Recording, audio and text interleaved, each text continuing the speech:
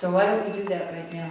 Jaya Shri Krishna Chaitanya Prabhu Nityananda Shri Advaita Gadadhar Shivasari Gaura Bhaktivinoda. And we're so fortunate they have appeared in time for us to chant their prayer. Yes, get a picture of going to the toilet. Very important.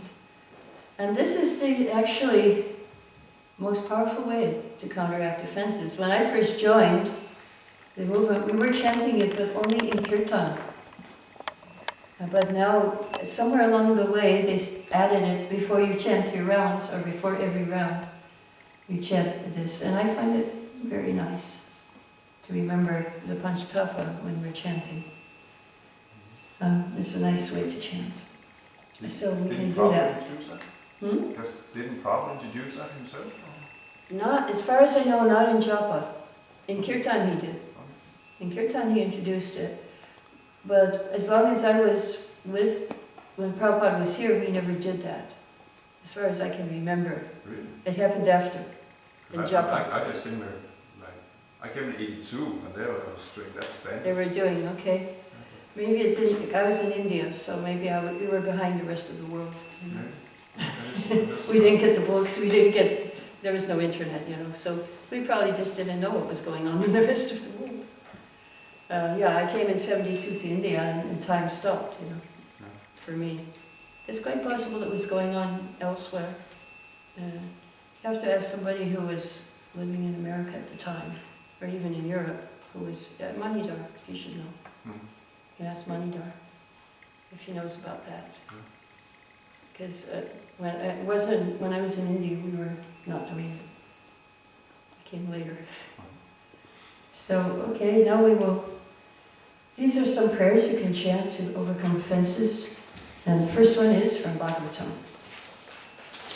Nivrittatarsha upagiyamana Nivrittatarsha upagiyamana Bhavashata shottamana piramat Bhavashata shottamana piramat Kaitamashoka gunanupadat Kaitamashoka gunanupadat Umam virajita vinavashukana Umam virajita vinavashukana.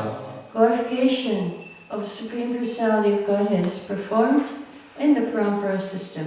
That is, it is conveyed from spiritual master to disciple. Such glorification is relished by those no longer interested in the false, temporary glorification of this cosmic manifestation.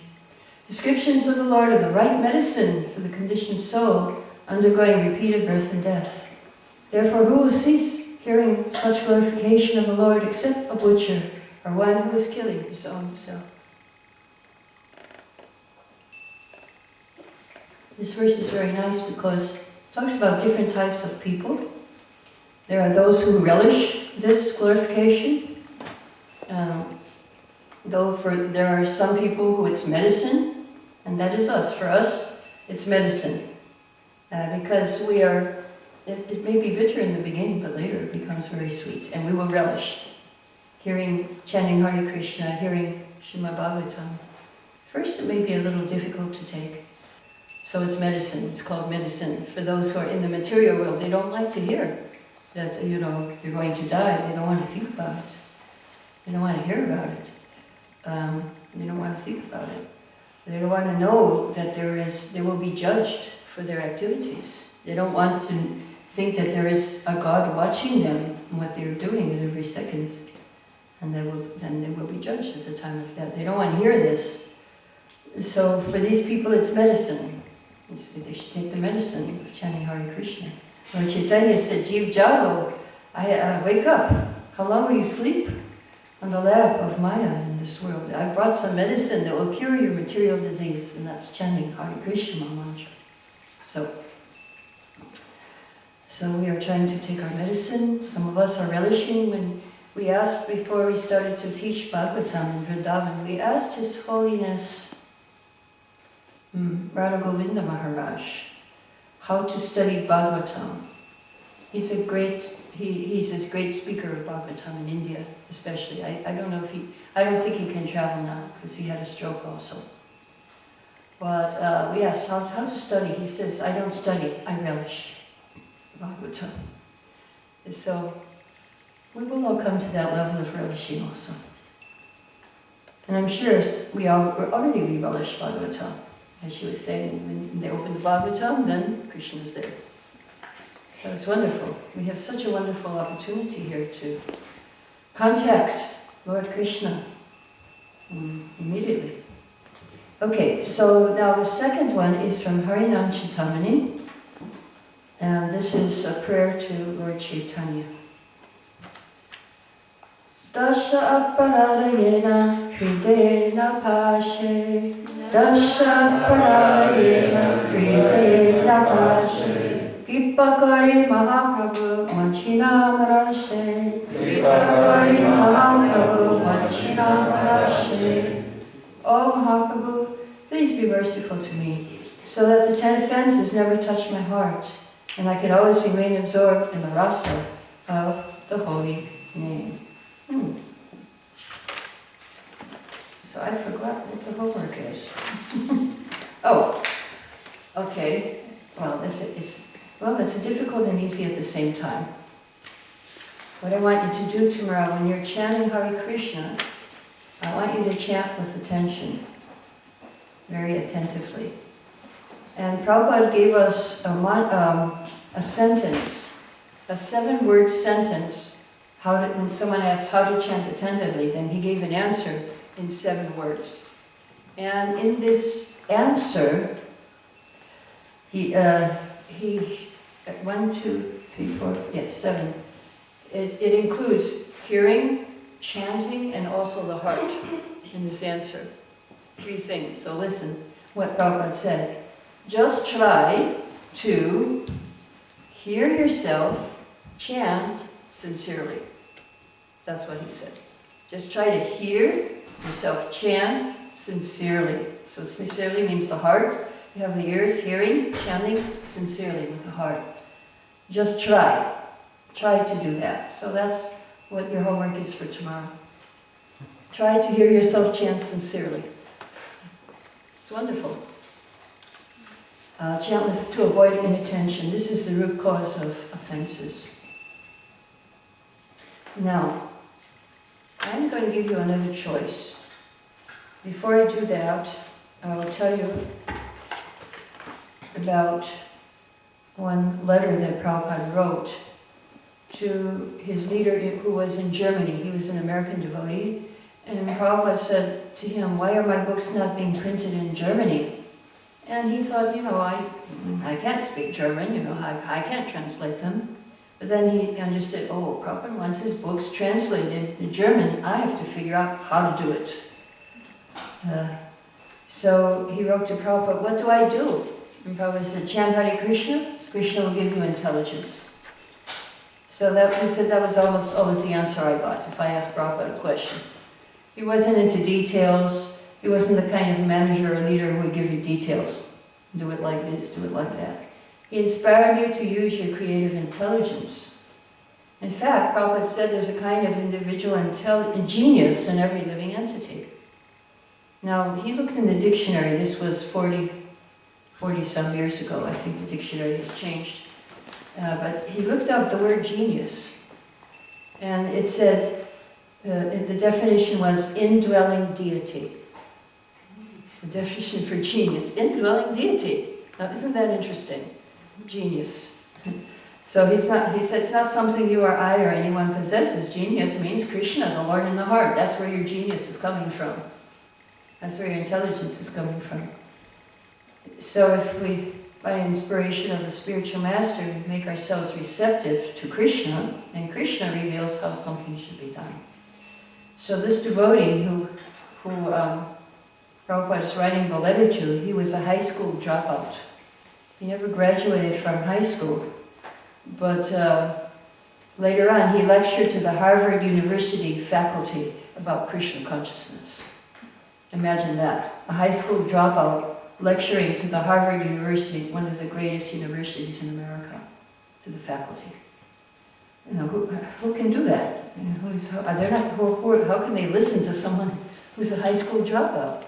That's because he had this genius of Krishna. So I gave you one homework, but I'll also give you another one, because that's very simple. Of course, it's not simple, it's very deep, if you can actually do it. And this is about faith. Yesterday, I could have given you yesterday, but it was a little bit late yesterday, so I'll give it to you today. And this is from Sachinandan Swami. He says, sometimes we have a gap between what we actually believe in and our experience. Like our faith doesn't really follow our beliefs. Like we believe, yes, I'm not this body, or yes, I'm a devotee, I'm making progress. But sometimes there is a gap. So he says there are 3 steps you need to make in the journey of faith. And these are the 3 steps. And this is something I would like you also to do for your homework. You can choose one of these 3. And this will also include the chanting one. One of these can improve your practice. That's number 1. Improve your sadhana. So he tells a story that there was a well-known saint, and he lived by the side of a mountain in a little straw hut. He was old, so he couldn't travel, so he just mostly stayed by himself, absorbed in the Lord. And some people would visit him. One time a hermit came down from the mountains, and he had heard about the saint, and he wanted to get an answer to a problem he had in his heart. He said, I know what's the purpose of life. I have faith in the scriptures. I have faith in the practice. And yet I often find myself unable to live according to my knowledge, and I'm overcome with doubts, clouds of dullness, and painful emptiness in my heart. What should I do? Does it sound familiar? So the saint said, okay, please come back tomorrow. I also am interested in the answer. Let me stay up and pray. And I will find the answer to your question. So he came back the next day and he said, there is a big ocean with currents and waves. They gave us darshan briefly, and we appreciate that, right, in the right time. So there's an ocean. It's almost insurmountable, but on the other side, sure, there's a crystal white beach. And a little further, you'll find a city with golden roofs. A marketplace where you can get anything for free. And temples where the Lord personally talks to his devotees. Then he said, brother, let us now stop talking about that place. You first need to find a boat, a boatman, some oars, and a compass. So then he was silent. So he understood. He has to turn his attention on the process, how to get there. So this is improving our sadhana. So we need to concentrate on our practice. Sachinanda Swami said the boat is our sadhana, it's our practice, is the boat. And everything, put everything into it, consult an experienced boatman, and use the oars. So there's a song which he sings, by Lochan Das Thakur. Who will go? Who will go, our brothers? The holy name of Hari is the boat. The Guru is the captain. And the singers of Kirtan moving with upraised arms are the oars. So improve your sadhana, that's the first thing that will help you on the path of faith. And the second thing is to pray for bhakti with taste. We do our sadhana, but how much taste do we have while we do it? Is it mechanical? Is it a struggle? Or do we actually have taste? So we should pray for bhakti with taste. Is it alive? Is our chanting alive? Do we experience taste? So we should pray for that bhakti with taste. And the third thing is a very interesting thing. We have the improve the sadhana, bhakti with taste. Start now and take a risk. Take the risk. What's the risk? Taking the next step in your spiritual life. Be introspective. Figure out what does it mean to go forward, to move forward in my spiritual life. And he tells us a secret. When you go forward, you are never alone. You take a step and you see there's people there to help you. I also saw that too. So, to the degree we make spiritual progress the priority, to that degree we'll realize and move forward. So your faith will come alive with realization. So when you take the risk, then your faith becomes very strong. You have by experience. You see, you do something which is out of your comfort zone, so to speak. It may be external, it may be internal. It may be a matter of just chanting in a different way. Chanting with real attention, crying out to Krishna, like a child for its mother. Okay, so that's your homework for tomorrow. Until Monday, you've got 2 days. Huh? So you can try to chant attentively, just try to hear yourself chant sincerely, and then improve your sadhana, pray for bhakti with taste, and start now and take a risk for Krishna. So that is, yes, I have experience taking a risk is very good.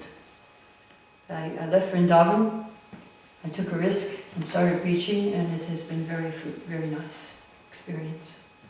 Now I'm out most of the year. I hardly in Vrindavan. Before I was, I was always in Vrindavan. But now I'm out preaching, but it's very nice. It's very wonderful. Okay, so any questions or comments on this? Yes. Ladies. Yeah, you mentioned about this criticism, one of the points Mm-hmm. you were talking. Mm-hmm. So let's say sometimes come across a situation where a senior devotee criticizes a junior devotee and you happen to hear. So how should your mindset be in that? How do you... When the senior devotee, if you're the junior devotee or the senior devotee? You're just a third, you're just a stand-up pass. You just Oh, happen to hear. Oh, if you happen to hear A senior devotee criticizing a junior devotee. And also another situation, if you happen to hear a senior devotee criticize another senior devotee. Yeah, well, so the situation of senior devotee, well, you should not hear criticism. Actually, it would be very deep. Because also, Back I for think you. how you can do it is the senior devotee criticize. But it also is it etiquette we just leave? Because that's Yeah, the thing is, the advice for junior devotees who experience some disagreements between senior devotees is that you don't take sides. That's number one. Don't take sides. Yeah, and you should not be there. It's not for you to hear. If it is criticism, there's different things. There's criticism, there's disagreements. Disagreements can happen, between godbrothers. So that's okay. And when even Prabhupada said about his godbrothers, there were disagreements. But we should not get into that with his godbrothers. And you see, we should not take sides. So, if a senior devotee is criticizing a junior devotee, then you can understand there's different kinds of criticism. One is negative and one is positive. So the positive criticism is constructive and it's to help you advance in spiritual life. Like you may be doing something wrong, junior devotee. You may be not cleaning the floor properly. So you have to say, oh, no, do it like this. This is how you do it. You're not doing this properly. So, and Prabhupada, he taught one of my god sisters. He got down on his hands and knees, took the bucket, took the rag. He says, you're not doing this properly. And he showed her how to clean the floor. So, and he would sometimes, he would be heavy. Like when I was pujari, and he saw the ghee lamp was dirty. He said, why is this? Who has done this? You don't get away, you have to face him. And so, and he would criticize Shri Kirti. He tells so many times that you won't be intelligent until you're 80. That was one thing he said to Shri Kirti. And Shri Kirti didn't know what to say, how to diffuse his anger. And then he thought, oh, thank you, Srila Prabhupada. I thought it would take much longer before I would be intelligent.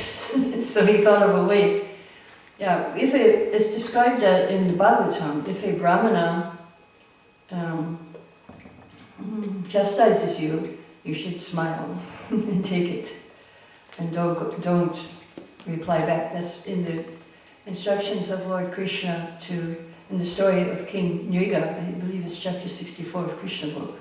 He told his family members, because now they were considered to be Kshatriyas, but of course they were all Vaishnavas. And he said, if you should never take a Brahmin's property. If a Brahmin criticizes you or he shouts at you, you should tolerate it and not fight back. That was the instructions of Krishna.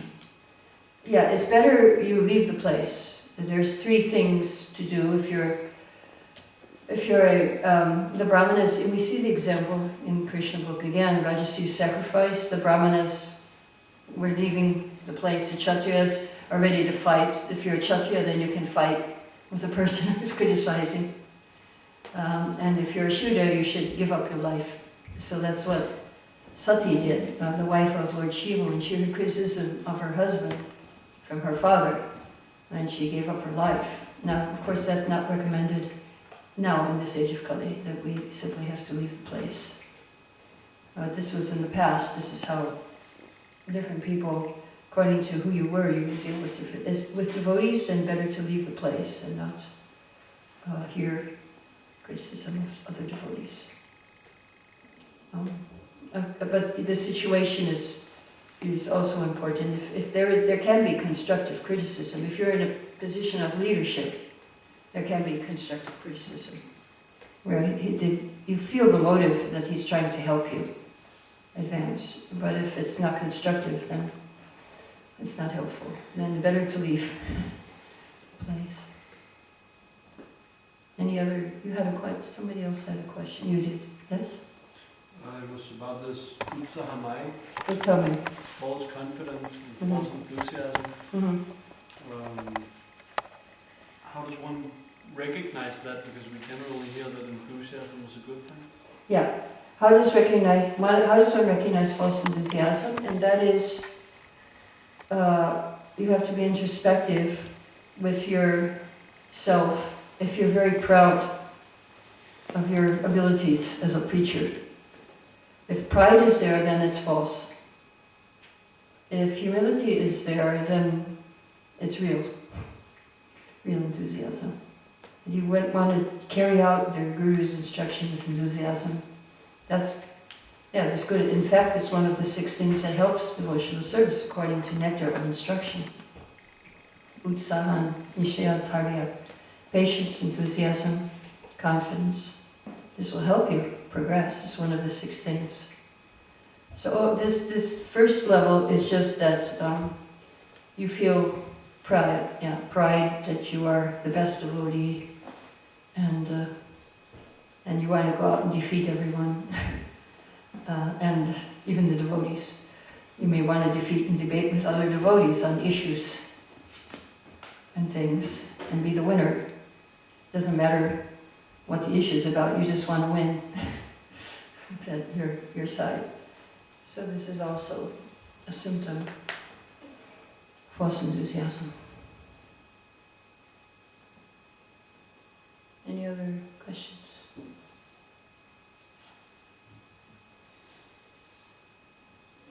Okay, all glories to Sri Prabhupada. We'll see you tomorrow at the Sunday feast. Haribol. And Monday we'll have the last class for the seminar on the faith, Shraddha to Nishta and beyond. Hare Krishna.